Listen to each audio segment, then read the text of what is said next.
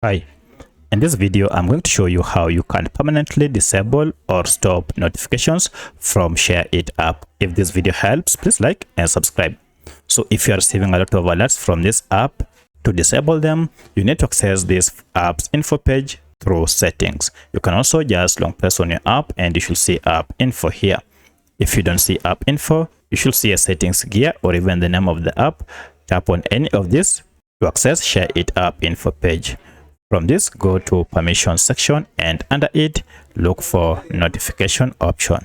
As you can see, all these 6 types of notifications are turned on. To disable all of them, just toggle off show notifications, and from now henceforth, you'll never again receive alerts from SHAREit app. So that's how you can permanently disable file sharing app notifications. If you have any other question, kindly let me know in the comment section. Otherwise, thanks for watching and let's meet in the next video.